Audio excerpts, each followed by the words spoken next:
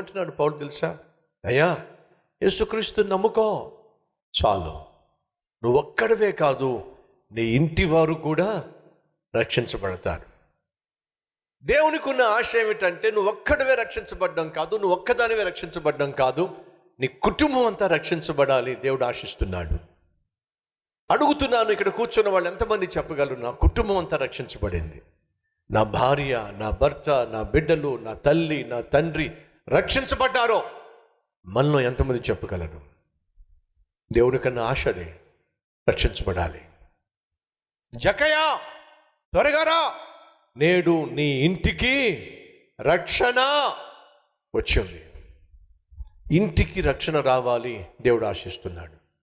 మరి నీ భర్త మార్పు చెందాలంటే, నీ భార్య రక్షించబడాలంటే, నీ బిడ్డలు బాగుపడాలంటే ఏం చేయాలి? చెరసాల అధిపతి ఏం చేశాడో తెలుసా? తన ఇంటిలో ఉన్న వాళ్ళు రక్షించబడాలి అని చెప్పి తను ఏం చేశాడో చూద్దాం రండి.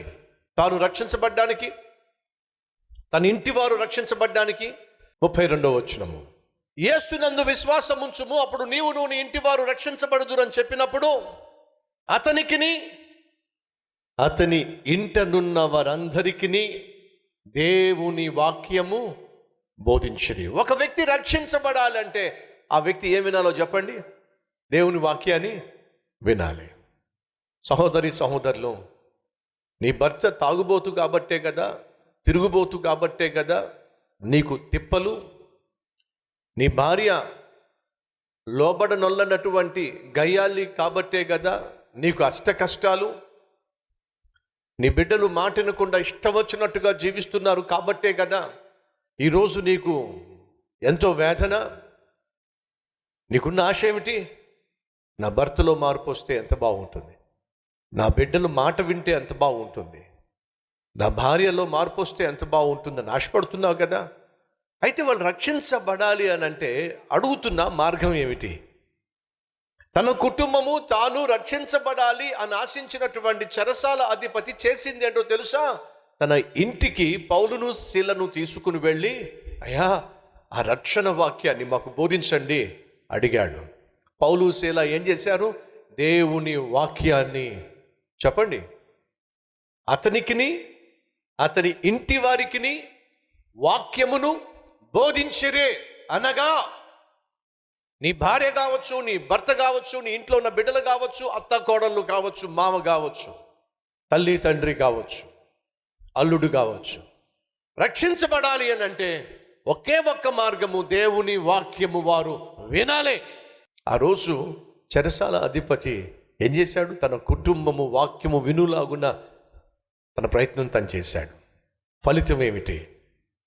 తను వాక్యం విన్నాడు, కుటుంబము వాక్యం విన్నది. ప్రతిఫలంగా ఏం జరిగిందో తెలుసా?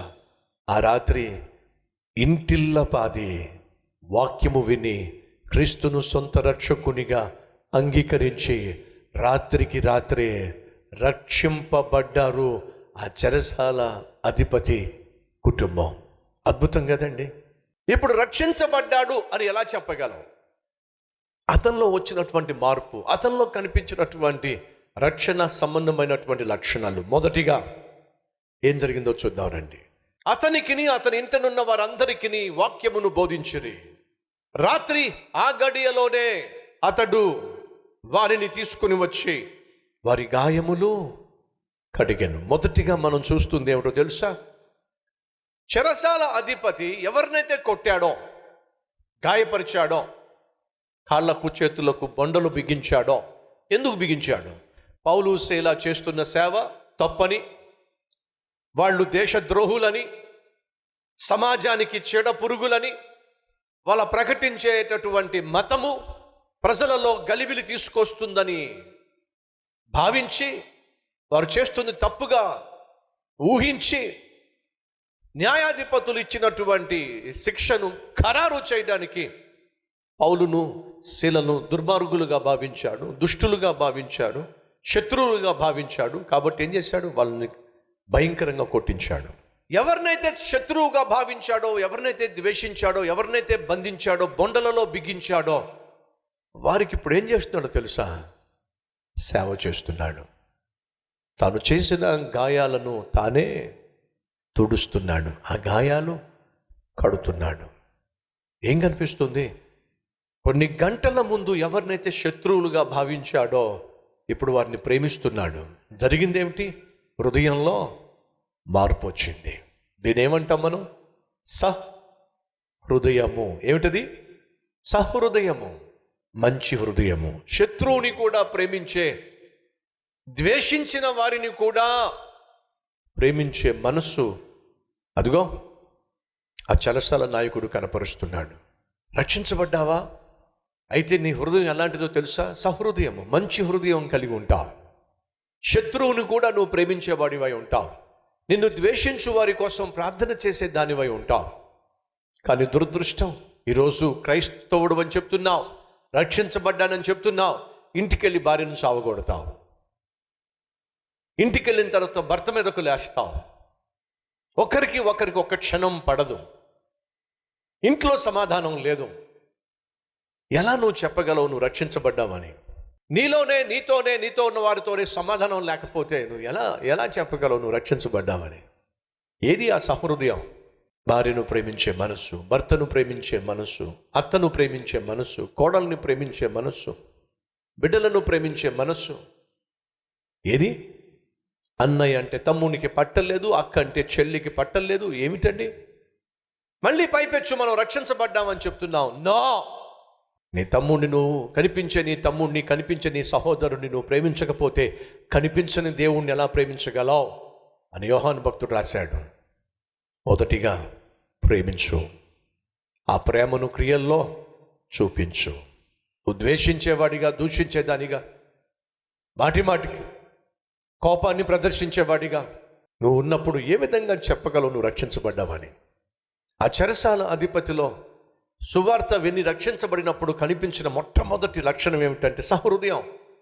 ఎంత మంచి మనస్సును చూపిస్తున్నాడండి. తాను ద్వేషించిన, దూషించిన, గాయపరిచిన వారిని చేరదీసి వారి గాయాలు తుడుస్తున్నాడండి. అడుగుతున్నాను, రక్షించబడ్డావా? అయితే నీ హృదయము సహృదయముగా ఉంటుంది. రక్షించబడ్డావా?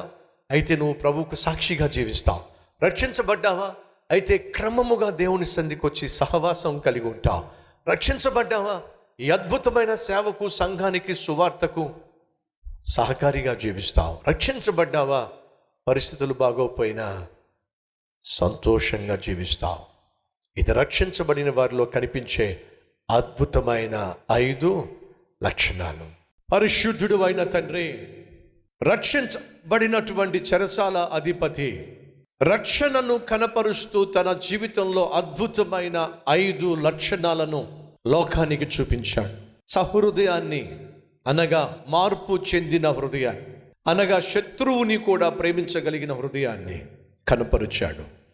నాయనా, ఇది రక్షించబడిన వారిలో కనిపించే అద్భుతమైన ఆత్మీయత. ఇట్టి ఆత్మీయత మాకు దయచేయండి అయ్యా. సంతోషముగా సహవాసము కలిగి, సహకారాన్ని అందిస్తూ, సాక్ష్యము చెబుతూ, సహృదయముతో ఈ భూమి మీద బ్రతికే భాగ్యము మా అందరికీ దయచేయమని యేసు నామం పేరట వేడుకుంటున్నాము తండ్రి. ఆమేన్.